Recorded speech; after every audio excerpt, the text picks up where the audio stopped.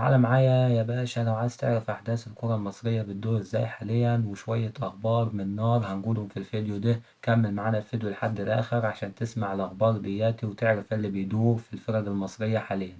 وأول خبر معانا هو بيان الكابتن حسين لبيب اللي نزله على على صفحة نادي الزمالك، وقال فيه إن هو عيان شوية، وإحنا من هنا عندنا بنقول له ألف سلام عليك يا كابتن حسين، إن شاء الله ترجع بالسلامة وترجع وتلم الفريق من تاني وتعرف تحل المشاكل والأزمات.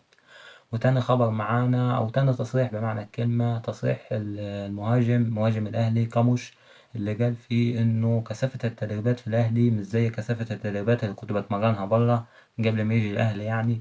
وقال إن المدرب بيشكو من الأخطاء الدفاعية كتير، وهو عارف إن عنده مشاكل في الأخطاء الدفاعية، زائد إن قال إن المدرب عنده مشكلة في شخصيته شوية، إن هو مش قادر يتعامل مع اللعيبة، يعني مش قادر يدي تعليمات.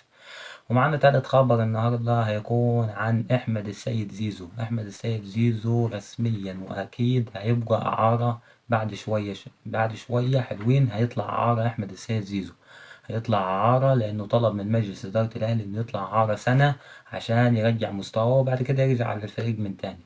تالت خبر معانا هيكون برضه عن النادي الأهلي وهيكون عن أشرف بن شرقي، اللي بنسبة كبيرة هنشوفه خارج الأهلي بعد شهر أو شهرين.